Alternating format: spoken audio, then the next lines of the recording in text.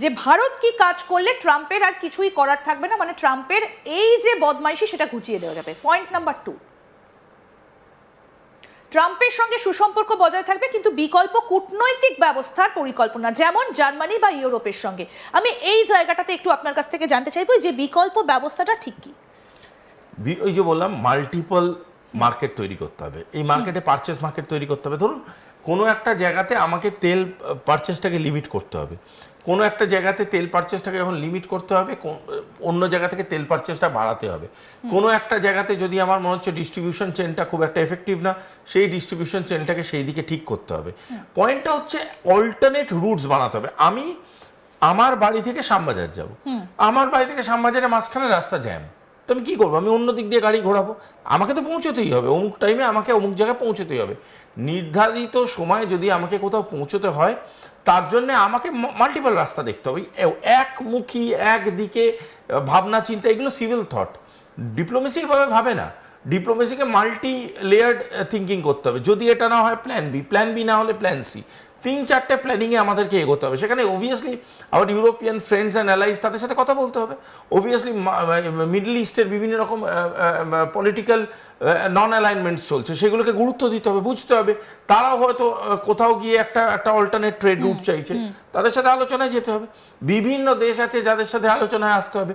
সুতরাং দেখুন, আমি আবারও বলছি, আমেরিকা মানেই পৃথিবী নয়, পৃথিবী মানেই আমেরিকা নয়।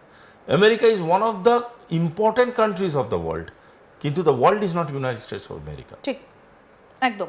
পরের পয়েন্টটাতে আসবো, পয়েন্টার নাম্বার 3। ট্রাম্প যেভাবে অ্যাপাচে হেলিকপ্টার নিয়ে ভারত সরকারকে কটাক্ষ করেছেন সেটা অনভিপ্রেত। ভারতের নিজস্ব প্রতিরক্ষা ও জাতীয় সক্ষমতা বাড়াতে হবে যাতে আমেরিকার ওপর নির্ভরশীলতা কমে। এটা আপনি বলছিলেন যে ভারতের নিজস্ব স্টোরেজ বাড়াতে হবে, ভারতকে আরো বেশি করে নিজের ওপর ভরসা রাখতে হবে। This is more into manufacturing, আরো বেশি ডিফেন্স ম্যানুফ্যাকচারিং এ যেতে হবে।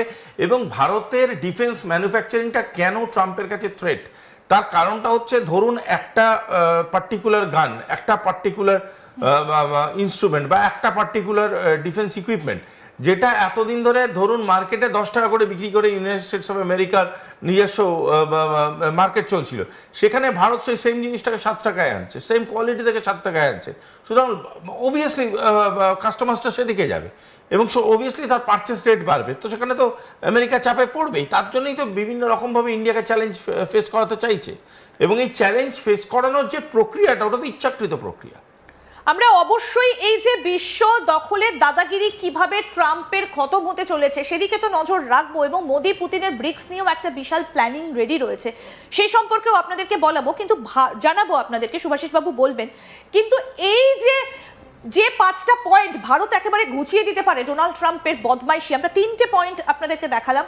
এবার 4 নম্বর পয়েন্ট আপনাদেরকে দেখাবো যে ভারত কি করলে ট্রাম্পের আর কিচ্ছু করার থাকবে না।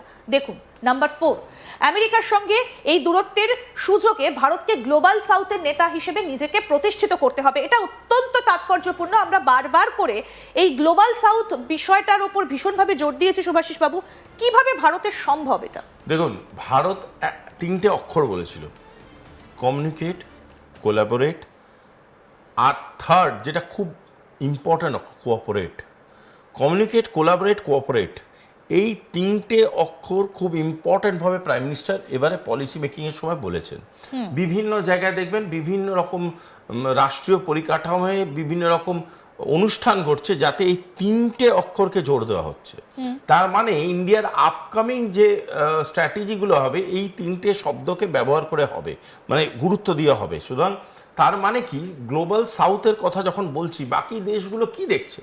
Sense of subordination. এই সেন্স অফ সাবঅর্ডিনেশনকে আমি কিভাবে কন্ট্রাডিক্ট করতে পারি বা কাউন্টার করতে পারি, সেটা হচ্ছে কমিউনিকেট করে। সেই কমিউনিকেট করে তাতে কি বোঝাতে পারি? Sense of cooperation. আপনাকে আমি একটা কথাই বলি, আমাকে 1 গ্লাস জল দেবেন, সে আমি বলতে পারি প্লিজ আমাকে 1 গ্লাস জল দেবেন।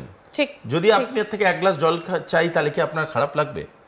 দেয়ার are many ways to say the same statement.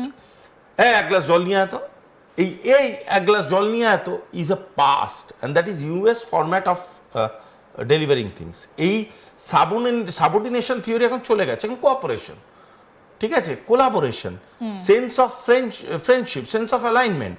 ছোট ছোট দেশগুলো গুরুত্ব পাচ্ছে। তার জন্যই তো আজকে ভেনেজুয়েলা, ব্রাজিল, মেক্সিকো এরা ইউনাইটেড স্টেটস অফ আমেরিকার প্রেসিডেন্টের চোখে চোখ ফেলে স্টেটমেন্ট দিচ্ছে। এই সাহসটা আসছে কেন? কারণ এই কালচারাল ডিপ্লোমেসির মাধ্যমে একজন ভদ্রলোক সে তার দেশকে যে রিপ্রেজেন্টেশনটা করিয়েছিল সেই রিপ্রেজেন্টেশনটাকে আজকেও আমরা বহাল রেখেছি। আজকে আমরা যেই ডেটে বসে এই আলোচনাটা করছি, এটা আমার সৌভাগ্য, এই কথাটা বলাটা খুব দরকার, যে আজ থেকে বহুকাল আগে যে ছেলেটি জন্মেছিল নরেন্দ্রনাথ দত্ত, সে আমেরিকায় গিয়ে কালচারাল ডিপ্লোমেসি সব থেকে বড় স্টেটমেন্ট দিয়েছিল, brothers and sisters of America. ওর থেকে বড় কালচারাল ডিপ্লোমেসির কোনো মাদার লাইন আছে নাকি? প্রথমে গিয়ে আমি রক্তের সম্পর্কের কথা বলে দিয়ে বেরিয়ে গেলাম, brothers and sisters of America, brothers and sisters of America. আমি কিন্তু বলিনি লেডিস অ্যান্ড জেন্টলম্যান, আমি কিন্তু ওখানে গিয়ে বলিনি ম্যাডাম অ্যান্ড স্যার, আমি বলছি brothers and sisters of America. আমেরিকার সাধারণ মানুষ সেটা মনে রেখেছে। কে ডোনাল্ড ট্রাম্প যদি মনে না রাখে, ইট ইজ হিজ প্রবলেম। গোটা বিশ্ব সেখান থেকে কালচারাল ডিপ্লোমেসি বুঝেছিল, সেইটাকে তো ভারতবর্ষ বহন করে নিয়ে এসছে। তাই জন্যই তো শ্রীলঙ্কার সাথে আমাদের পলিটিক্যাল ডিফারেন্স থাকলেও যখন আমরা শ্রীলঙ্কাতে দেখেছি মানুষ কাতরাচ্ছে, আমরা সবার আগে এড নিয়ে গেছি। মিয়ানমারে সবার আগে এড নিয়ে গেছি, বাংলাদেশে আমরা সবার আগে এড পাঠিয়েছি, এমনকি নেপালে আমরা সবার আগে এড পাঠিয়েছি। আমরা পৃথিবীর কোণে কোণে ভ্যাকসিন নিয়ে পৌঁছে গেছি। কেন? বিকজ আমাদের ফরেন পলিসি এখনো যেই ডিপ্লোমেসির কার্ভের মধ্যে কালচারটাকে স্থগিত করে রেখে দেয়, সামলে রেখে দেয়, সেই তার উপরে স্বর্ণাক্ষরে এখনো সেই তিনটে শব্দ লেখা আছে, brothers and sisters of America. এই ব্রাদার্স অ্যান্ড সিস্টার্স কনসেপ্টটাকে যদি মেনে না নিতে পারে কোনো একটা ব্যক্তি বিশেষ আমেরিকার, সেটা his problem, not India's problem. কিন্তু সেটা বারবার করে যেন কোথাও একটা গোটা বিশ্বের সামনে শুধু আমি আমি আমি করে একটা মেগালোম্যানিয়াক মাইন্ডসেট। আমরা পরের পয়েন্টটাতে আসি এবার। গ্রাফিক্স নাম্বার 5, কি করলে ভারতের এই বদমাইশিগুলো ট্রাম্প আর করতে পারবে না? কি বলেছে, কি বলা হচ্ছে এখানে? তোমরা আমাদের বিচ্ছিন্ন করতে পারবে না, কারণ তোমাদেরও আমাদের বাজারের প্রয়োজন আছে। এবং একই সঙ্গে যেটা আমরা আলোচনা করছিলাম, যে প্রতিরক্ষা সামরিক কমপ্লেক্স, দেশীয় গবেষণা উন্নয়ন, বিশেষ করে কৃত্রিম বুদ্ধিমত্তা, গ্রিন হাইড্রোজেন মিশনে ভারতকে 10 গুণ গতিতে কাজ করতে হবে। এই যে মার্কেটটা, এটা কতটা ইম্পর্টেন্ট আন্তর্জাতিক ক্ষেত্রে? দেখুন, সব থেকে বড় কথা, যদি আপনি জনসংখ্যার কথা ভাবেন, সেই জনসংখ্যাটাকে যদি পজিটিভ ডিরেকশনে ইউজ করা যায়, ওটার মতো স্ট্রেংথ হয় না। কিন্তু আপনি এটাকে মার্কেট ফর ট্রেড ভাবতে পারেন, আপনি এটাকে কনজিউমার মার্কেট ভাবতে পারেন, আবার এইটাকে ব্যবহার করেই একটা হিউজ ডিস্ট্রিবিউশন চেইন খোলা যেতে পারে। এটাকে ব্যবহার করেই এমন একটা মানে সুন্দর রিলেশন তৈরি করা যেতে পারে, ট্রেড ইউনিট খোলা যেতে পারে, যেই ট্রেড ইউনিটটাকে ব্যবহার করে এন্টায়ার যে রিজন, সেই এন্টায়ার রিজনটা বেনিফিটেড হবে। What is the global model of trade? Global model of ট্রেডে বারবার করে আপনি এসসিও সামিট দেখুন, বিআরআই দেখুন, ব্রিক্স দেখুন, আপনি you talk of G7, you talk of G20, everywhere চায় না চায় একটা কথা কিন্তু বারবার বেরিয়ে এসছে, লোকাল কারেন্সি। লোকাল কারেন্সি কেন বেরিয়ে এসছে? তার কারণটা হচ্ছে সবাই নিজের কারেন্সিকে আরো ক্ষমতাবান করতে চাইছে, আরো স্ট্রং করতে চাইছে।